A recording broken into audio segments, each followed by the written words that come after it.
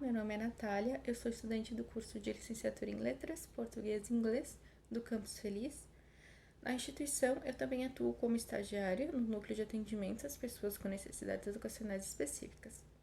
Eu sou uma mulher branca, de pele clara, tenho cabelos castanhos e longos. Eu sou Franciele, uma mulher morena, de cabelos longos, uso óculos, estou usando uma blusa cinza com um colar e atrás de mim tem uma parede de tijolos à vista. Sou pedagoga, atuo no IFRS Campus Feliz, também como coordenadora no Núcleo de Atendimento às Pessoas com Necessidades Educacionais Específicas, o NAPNE.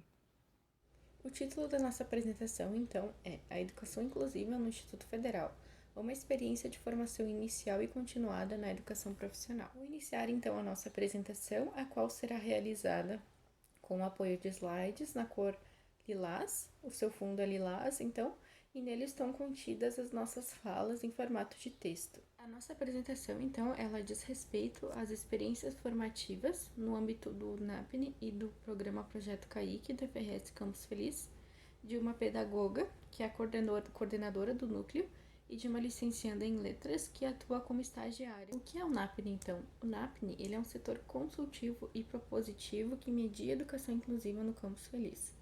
Ele atua como um facilitador e disseminador de ações inclusivas que busca a inclusão de estudantes com necessidades educacionais específicas dentro da instituição e também a sua permanência e saída exitosa para o mundo do trabalho.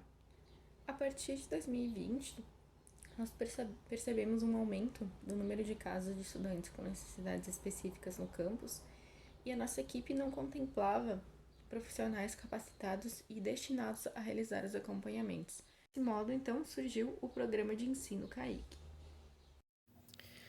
O programa de ensino CAIC, então, ele vai nascer no ano de 2020, ainda como um projeto de ensino para oferecer apoio pedagógico a estudantes que têm necessidades educacionais específicas, e esse apoio pedagógico ele é ministrado no formato de monitoria por licenciandas do curso de Letras ou de Química.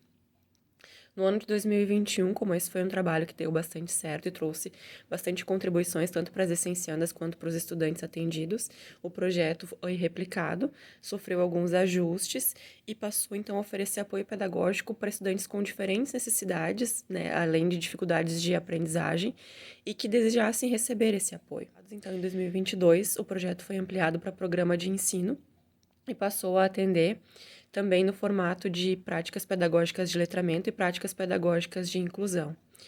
No ano de 2023, né, o programa deu continuidade, então, enquanto programa de ensino, e passou a ter 4 projetos, né, o PPL, Práticas Pedagógicas de Letramento, o PPI, Práticas Pedagógicas de Inclusão, também a Didacoteca Inclusiva, como produção de material didático acessível, e o Nossos Talentos, que visa desenvolver os talentos dos nossos estudantes. A metodologia de trabalho adotada tanto no NAPNE quanto no CAI, então, é a metodologia da colaboratividade, ou seja, todos os sujeitos dialogam entre trocas mútuas, né, discussão dos casos, aprendizagens conjuntas, em um ciclo que tem, então, 7 passos e vai desde o atendimento, né, dos estudantes a partir do ingresso, com diálogo pedagógico inclusivo, agendamento para os atendimentos, né, avaliação se precisa um plano educacional individualizado ou não. Então, são feitos os agendamentos e aí inicia, então, todo o acompanhamento do estudante pela professora de atendimento educacional especializado ou pela colega psicopedagoga, ou também atendimento apenas pedagógico, com auxílio para a organização com os estudos.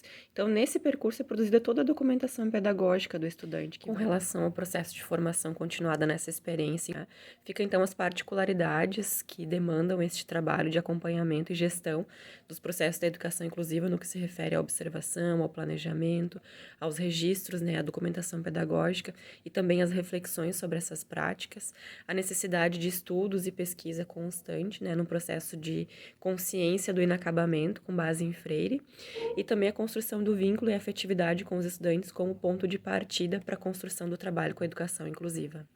Então, no que diz respeito ao meu processo formativo inicial, eu destaco as experiências que eu tive no processo de construção de documentação pedagógica, os atendimentos também que eu pude acompanhar, e a partir disso eu tive o desejo também de atuar assim como essas profissionais e então seguir no meu processo formativo. Participei em momentos de leitura e estudo sobre educação inclusiva, o que me fez, então, adquirir mais conhecimento sobre a temática, contribuir com a formação de outros professores e também de outros licenciandos. E, por fim, eu produzi artigos acadêmicos e científicos para publicação em periódicos educacionais, juntamente com a equipe, o que me agregou muito, né, no meu processo de melhoria de escrita acadêmica e de reflexão também sobre educação inclusiva. Para encerrarmos a nossa apresentação, compartilhamos a frase do pensador Paulo Freire: na formação permanente dos professores, o momento fundamental é o da reflexão crítica sobre a prática. É pensando criticamente a prática de hoje ou de ontem que se pode melhorar a próxima prática. Agradecemos ao FRS Campus Feliz pela oportunidade formativa e de trabalho que vivenciamos cotidianamente.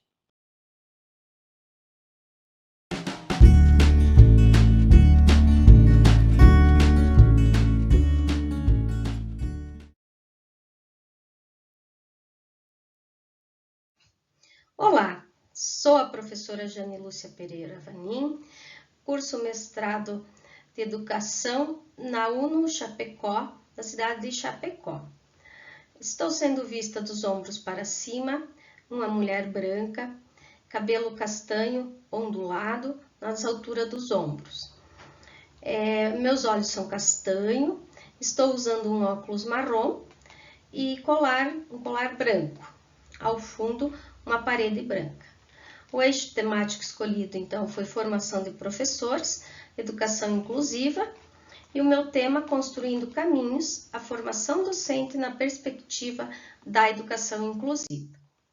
O objetivo do meu trabalho é identificar e analisar os desafios enfrentados pelos professores na formação para a educação especial inclusiva, com foco nos alunos com deficiência, buscando, então, promover uma reflexão de debates sobre a importância que tem a formação docente para aprimorar as práticas que são desenvolvidas com os alunos com deficiência e também com toda a diversidade de alunos que existem em sala de aula.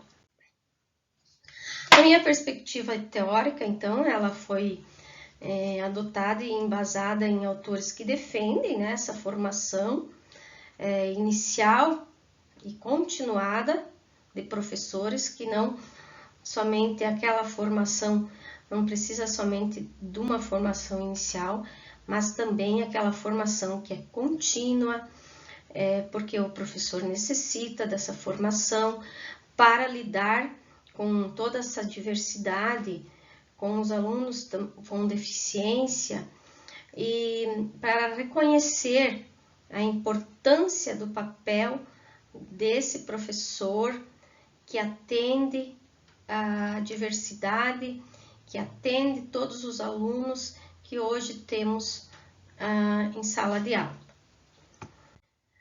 A minha metodologia utilizada, ela foi uma pesquisa bibliográfica. Então, foram consultadas várias referências disponíveis, né, na literatura especializada sobre o tema de formação de professores para a educação inclusiva.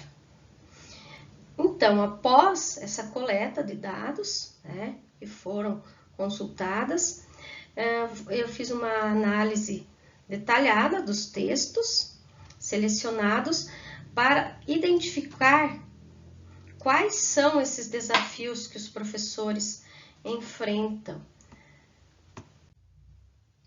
E a conclusão é que a formação desses professores, ela deve ser contínua, atualizando os professores sobre as demandas educacionais. Então, o que entendemos é que toda a formação, que hoje elas precisam ser repensadas, essas formações, elas precisam ser modernizadas para essa educação que nós estamos vivendo, essa metamorfose na educação que estamos vivendo hoje. E um dos caminhos é a formação.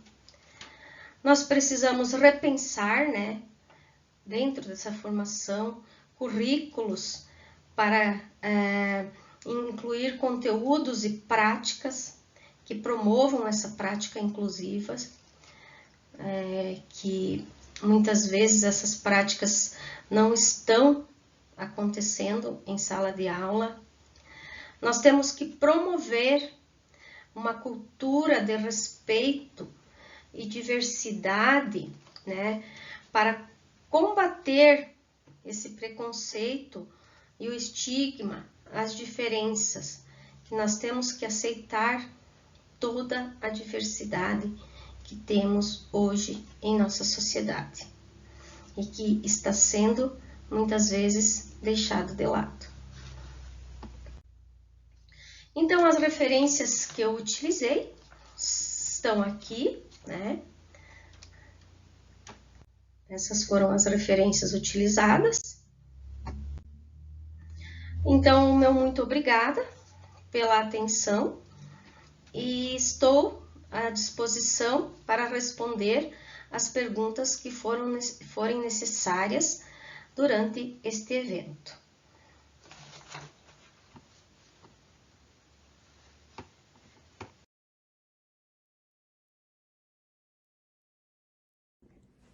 Oi, pessoal! Meu nome é Franciele, eu estou professora da Secretaria do Estado de São Paulo e mestranda no programa de pós-graduação em Psicologia do Desenvolvimento e Aprendizagem na Unesp em Bauru. No vídeo, vocês podem me ver dos ombros para cima, sou uma mulher de pele branca, olhos e cabelos castanhos escuros, meu cabelo é liso e está preso sob um rabo de cavalo. Uso uma blusa preta e uma jaqueta jeans azul clara por cima. Então, o relato de pesquisa que eu apresento para vocês, ele se intitula Educação Inclusiva para a Diversidade na Formação de Professores, uma análise curricular no Brasil e na Espanha, e ele é um recorte da minha iniciação científica que eu desenvolvi durante a minha graduação. Então, a ideia da pesquisa, ela surgiu a partir de uma experiência de intercâmbio estudantil, e aí nela eu vou apresentar as disciplinas que tratam de assuntos relacionados com a educação inclusiva e para a diversidade, em 2 cursos de formação de professores para os anos iniciais do ensino fundamental, sendo um curso brasileiro e um curso espanhol. Os 2 cursos, eles pertencem a instituições privadas e de cunho católico. A pesquisa ela teve caráter qualitativo e os dados foram obtidos através de uma análise bibliográfica e documental de documentos que foram disponibilizados pelas instituições de ensino. Eu justifico a relevância da minha pesquisa através do pressuposto de que olhar e repensar a formação docente ela pode ser um caminho promissor para que novas práticas inclusivas e para a diversidade sejam implementadas dentro da educação básica. Então, o currículo de pedagogia analisado, o currículo brasileiro, né, de pedagogia analisado, tem 44 disciplinas que somam ao total 3.200 horas, as quais elas são distribuídas ao longo de 4 anos. 3 dessas disciplinas ofertadas no curso abordam os temas relacionados com a educação inclusiva e para a diversidade, sendo as disciplinas Educação para a Diversidade e Direitos Humanos, ofertada no 2º ano do curso, Libras, ofertada no 3º ano do curso, e Fundamentos Metodológicos da Educação Especial, ofertada no 4º ano do curso. Já o currículo espanhol de educação primária, né, que tem esse nome por conta de que a etapa de ensino correspondente aos anos iniciais do ensino fundamental lá na Espanha tem esse mesmo nome, educação primária. Ele é composto por 32 disciplinas, as quais no total somam 240 ECTS, que é o tipo de sigla que eles contam as horas, né? Cada ECTS lá equivale a no mínimo 25 e no máximo 30 horas de estudo. As quais são distribuídas ao longo de 4 anos também. São ofertadas 2 disciplinas que abordam o tema Educação Inclusiva para a Diversidade, sendo elas transtornos do desenvolvimento e dificuldade de aprendizagem, ofertada no 1º ano do curso, atenção para a diversidade e interculturalidade, ofertada no 3º ano do curso. Esses nomes, né, lógico que eu traduzi, nos documentos aparecem em espanhol, mas eu traduzi aqui. Então, a partir dessa apresentação, dessa exposição que eu fiz no meu trabalho, foi possível observar que ambos os cursos se preocupam em ter em seus currículos disciplinas que contemplem assuntos, discussões relacionadas à educação inclusiva e para a diversidade. Entretanto, apenas com essa análise dos currículos, não é possível identificar se essas disciplinas elas realmente são suficientes para que os licenciandos eles possam ensinar e colocar em prática, né, uma educação eficiente, inclusive para a diversidade. Bom, pessoal, eu agradeço, né, o espaço, é um prazer estar aqui e essa foi a minha apresentação da minha pesquisa.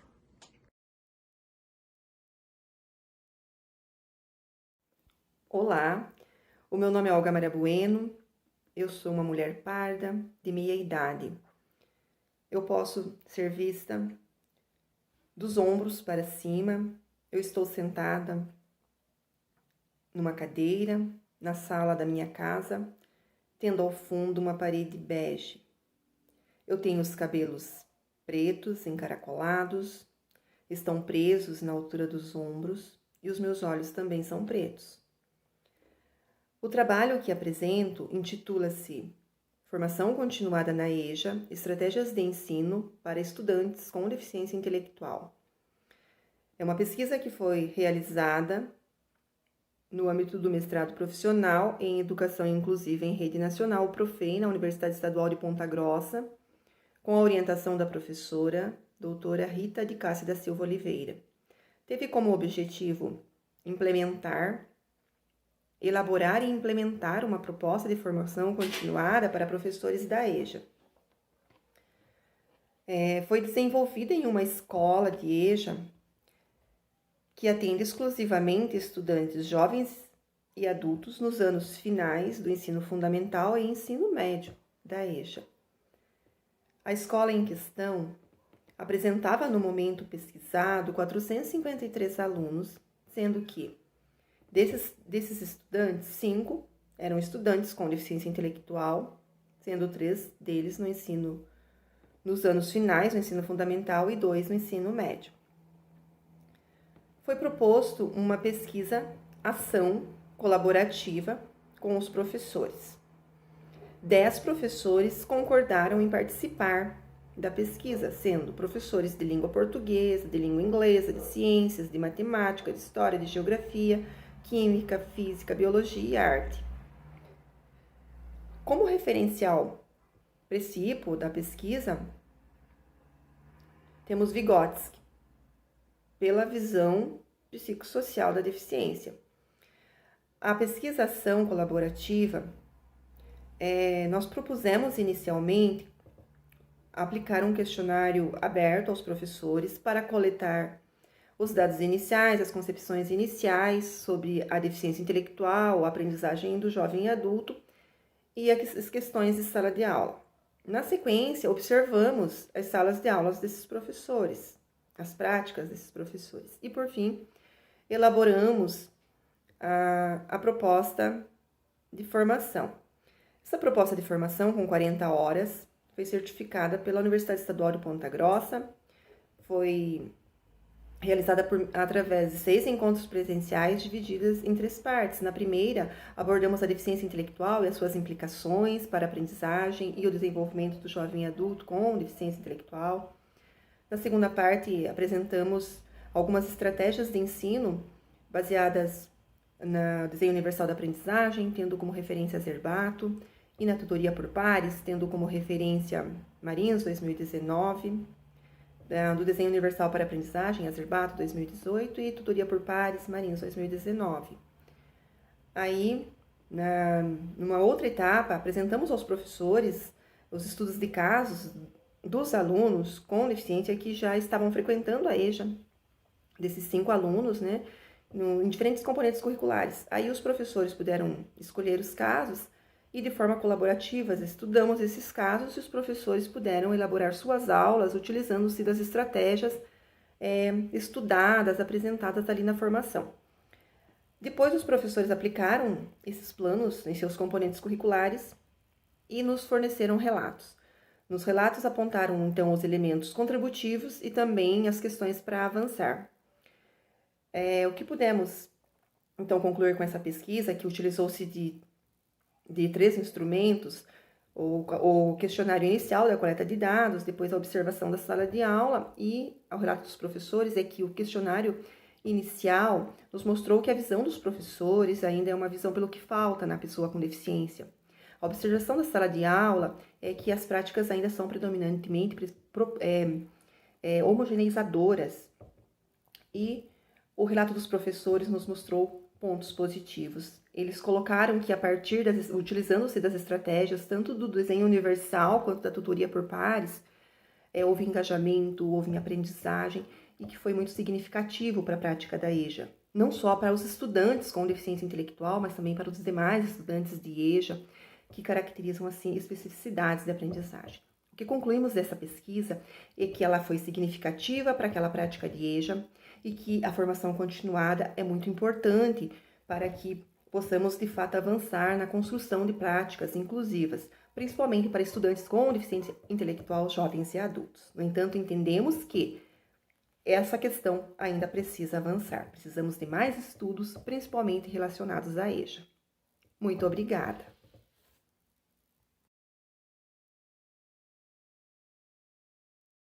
Olá a todos, todas e todes. Estamos aqui para participar da primeira Jornada Internacional de Pesquisa em Educação Especial na Perspectiva Inclusiva.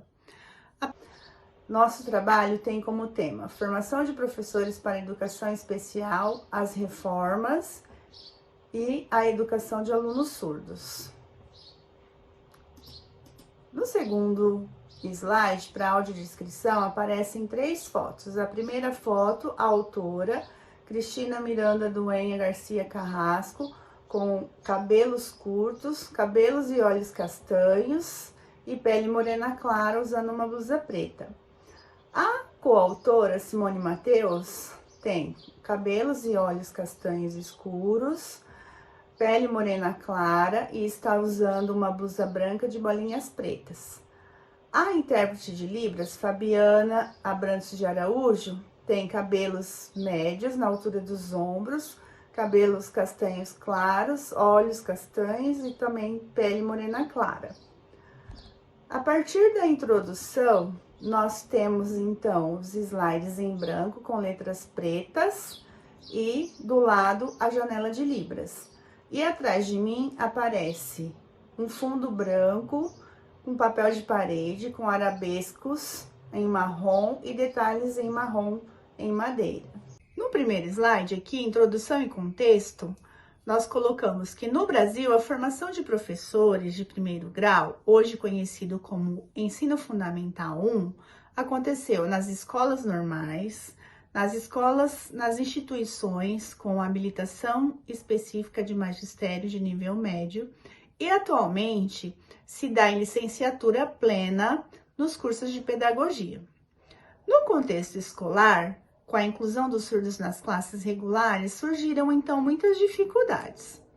A metodologia foi a garantia de educação para todos, como se propõe em documentos legais em nível nacional e de legislação internacional em que o Brasil é signatário. Usamos então a primeira LDB, a Lei de Diretrizes e Bases 4024/61, a Lei da Reforma, que é a 5692/71, e a última Lei de Diretrizes e Bases da Educação Nacional, 9394/96. A Declaração de Salamanca, que trata de princípios, políticas e práticas na área das necessidades educativas especiais. Ainda na metodologia, busca-se compreender e desenvolver procedimentos de pesquisa de abordagem histórica, particularmente em pesquisa em História da Libras, trata-se de pesquisa documental e histórica, cuja análise de dados realizado foi à luz da bibliografia específica, com os documentos legais e normativos que auxiliam a compreensão do percurso formativo dos professores. As investigações realizadas partiram dos seguintes questionamentos: quais os impactos das prescrições legais para a educação especial e especificamente para a formação de professores no Brasil no período entre 1961 a 1996, período em que foi regulada pela Lei de Diretrizes e Bases da Educação Nacional. A fundamentação teórica foi desenvolvida pesquisa histórica quanto à abordagem documental, a legislação norteadora das reformas educacionais na educação e na formação dos professores no Brasil. E também realizar aproximações na perspectiva de comparação e análise da LDB 4024/61, da Lei 5692/71 e da última LDB 9394/96. Os resultados e discussões. A escola ela deve se preparar para a inclusão e não apenas integrar. O Estado tem o dever de assegurar o suporte e o atendimento a seus alunos. E podemos destacar também que houve avanço, sim, com a exigência da formação específica para a profissionalização do intérprete, mas é preciso ter propostas de formação e qualificação permanente e delinear o perfil desse profissional. E aqui trazemos então as referências, as leis do Ministério da Educação, a LDB, todas as LDBs, e também alguns autores, Campbell, Gesser, Giroto, Martins, Berberian, Lacerda e Santos, e também Mantuan. Desde já, muito obrigada.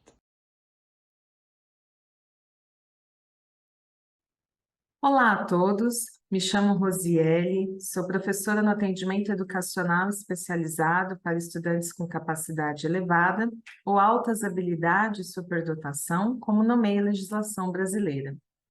Atuo no município de Assis, interior de São Paulo, no CEDET, Centro para o Desenvolvimento do Potencial e Talento, sob a metodologia desenvolvida pela professora doutora Zenita Cunha Guenter. Sou mestranda pelo Programa de Educação Inclusiva da Unesp, Universidade Júlio de Mesquita Filho, campus de Presidente Prudente, e também bolsista pela CAPES. Farei agora minha audiodescrição. Sou mulher branca, tenho cabelo liso e longo, tanto meus cabelos quanto meus olhos são castanhos, estou usando uma blusa preta, meu enquadramento é de busto e estou sentada à frente de uma estante de livros. O título do trabalho é A Formação Docente na Pandemia de Covid-19, um olhar para a formação em alta capacidade, altas habilidades ou superdotação. Como coautora deste trabalho, eu tenho a professora Rosimeire dos Santos, que é doutora em Educação Escolar pela Unesp de Araraquara. O cenário pandêmico do Covid-19 impôs para as cidades do mundo todo um processo de virtualização do ensino. E no que diz respeito à formação de professores, não foi diferente. Então, os profissionais envolvidos na modalidade de educação especial no município de Assis, mais especificamente no campo das altas habilidades ou superdotação, também manifestaram a necessidade de ressignificar suas práticas pedagógicas frente aos desafios que surgiram. Numa parceria com a Associação de Pais e Amigos para Apoio ao Talento, a Secretaria Municipal de Educação do município de Assis e também da Unesp de Assis, foi ofertado o Programa de Preparação e Aperfeiçoamento de Facilitadores para o CEDET, o PRAFACE. Então, notamos que, naquele momento, era necessário também capacitar os profissionais frente ao atendimento com os estudantes com altas habilidades de superdotação, e assim o município se mobilizou. Pensando, então, nesse processo de formação, nós preparamos um curso. Esse curso foi ofertado na plataforma Moodle da Unesp e organizado para o cumprimento de 120 horas de estudo formativo. Os conteúdos foram divididos em módulos, sendo um teórico e outro voltado para a prática do atendimento educacional especializado. Como trabalho final, foi proposto que cada cursista elaborasse um relatório no formato de memorial descritivo, vivenciando e descrevendo o impacto de cada um dos encontros sobre sua vida profissional. Então, houve de nossa parte uma tentativa de unificar a teoria com a prática, fazendo com que todos os envolvidos pudessem perceber aspectos do processo formativo no dia a dia do seu trabalho. O município de Assis está localizado no interior de São Paulo, próximo à divisa com o estado do Paraná, e é uma das poucas cidades de todo o estado a contar com um centro exclusivo para o atendimento educacional especializado dos estudantes com capacidade elevada, né, ou altas habilidades e superdotação. O Centro para o Desenvolvimento do Potencial e Talento, CEDET. Ele foi idealizado pela professora doutora Zenita Cunha Guenter, que tomou como base o modelo diferencial de dotação e talento de Gagné. Então, hoje é possível observar a existência de 5 CEDETs no Brasil todo, sendo 4 deles no estado de São Paulo. Observamos, então, a participação de 50 profissionais, sendo 32 coordenadores pedagógicos, 4 professores do CEDET de Assis que ainda não tinham formação, 4 professores da modalidade de educação especial e 10 profissionais de diferentes áreas do conhecimento. A oferta de um programa específico de formação continuada para esses profissionais ligados à educação proporcionou uma maior apropriação da metodologia adotada no município, ampliando então o repertório de conhecimento acerca das especificidades desse público, além, é claro, dos aspectos legais que asseguram atendimento para estes estudantes. Como considerações finais, entendemos que a complexidade das vivências pedagógicas do educador especial será sempre um desafio que exigirá constante aperfeiçoamento. É constante porque a cada dia novos cenários são desenhados na educação inclusiva, de modo que as minorias sejam contempladas com aquilo que lhes é de direito. Assegurar que os estudantes com capacidade elevada do município estivessem diante de profissionais conscientes de seu papel em sala de aula foi fundamental para garantir que o enriquecimento educacional fosse realizado de maneira eficiente. E este foi, então, o resumo do trabalho desenvolvido em Assis, no processo de formação continuada dos professores de educação especial. Agora me coloco à disposição para esclarecer dúvidas e deixo evidenciado aqui também um pouquinho das referências bibliográficas utilizadas para a elaboração dessa pesquisa. Muito obrigada.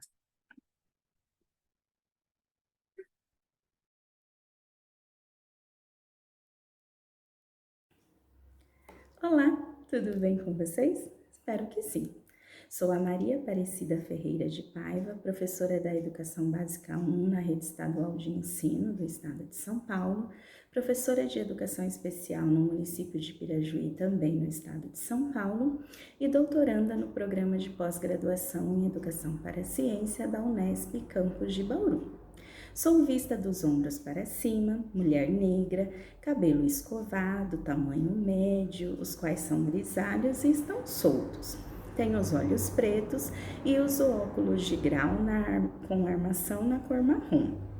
Uso uma camiseta branca com um casaco vermelho com listras brancas e batom na cor nude. Ao fundo tenho uma lousa. Vou apresentar para vocês o relato de pesquisa no eixo 3, Gestão Inclusiva, Formação de Professores e Formação Continuada, intitulado Percepções de 3 gestoras sobre a inclusão escolar de estudantes com autismo, escrito por mim em conjunto com a também doutoranda do Programa de Educação para a Ciência da Unesp de Bauru, Eliana Cristina Pedroso de Oliveira, e o professor doutor Éder Pires de Camargo. A inclusão escolar é garantida pelas legislações vigentes, as quais definem que deva ocorrer preferencialmente na sala de aula comum. Todavia, esta temática ainda é repleta de inquietações, preocupações, mistificações e problemáticas. Partindo destes pressupostos, como justificativa, foi realizada a coleta de dados de uma pesquisa de doutorado em andamento, na qual utilizou-se como um dos instrumentos um questionário via Google Forms, com as 3 gestoras de uma unidade escolar de uma pequena cidade do centro-oeste paulista. cujo objetivo geral era analisar as contribuições que uma proposta de formação continuada de professores do ensino comum e gestoras dos anos iniciais do ensino fundamental sobre a alfabetização matemática pelas crianças com autismo podem desencadear ao processo de escolarização e inclusão. Tratou-se de uma pesquisa participante com abordagem qualitativa de cunho descritiva, onde participaram as 3 gestoras, a diretora, a vice-diretora e a coordenadora pedagógica, todas do sexo feminino, as quais responderam um questionário inicial via Google Forms. A pesquisa teve aprovação do Comitê de Ética em Pesquisa da Unesp de Bauru. O trabalho está embasado na teoria histórico-cultural, a qual tem Vygotsky como um de seus referenciais. Esta abordagem teórica apresenta como base de seus princípios que o desenvolvimento humano não se dá apenas na esfera biológica, mas permeada pelas relações sociais e culturais desencadeadas no meio em que o indivíduo está inserido. O perfil das 3 gestoras participantes ficou definido da seguinte forma: todas são graduadas em pedagogia, nenhuma delas possui especialização lato sensu, o tempo no magistério varia de 22 anos a 40 anos e o tempo de serviço no cargo ou função de gestora entre 2 meses a 5 anos. Ao serem questionadas se têm contato com estudantes com autismo ao exercerem o cargo ou função de gestora, todas responderam afirmativamente. Todavia, enquanto professoras em sala de aula comum, apenas uma delas disse já ter trabalhado em turma com estudantes com autismo. Notou-se que em todas as respostas dadas por estas gestoras, elas faziam referência ao grau do autismo, enfatizando que quando o grau é severo, torna-se mais difícil o processo de inclusão, como representado na fala de uma delas, abre aspas. No autismo, existem vários graus que afetam a interação do aluno com o meio, sendo às vezes impossível incluí-lo dentro de uma sala de aula se ele não estiver preparado para uma socialização. Fecha aspas. Diante disso, infere-se o quanto o fator biológico desses estudantes ainda é fortemente atrelado às barreiras atitudinais impostas pelos agentes escolares, os quais muitas vezes não levam em consideração outros fatores que dificultam ou até mesmo impedem que este processo de inclusão escolar seja mais profícuo. Estes dados refletem o quanto a condição biológica dos estudantes com autismo ainda é fortemente determinante para que eles tenham sucesso ou não no processo de inclusão em sala de aula comum, que as barreiras atitudinais ainda perduram e apontam para comportamentos de negação e discriminação. O quanto a formação destes profissionais precisa ser olhada com mais atenção e com políticas públicas que visam promover uma educação de qualidade, mais justa e equitativa. Muito obrigada!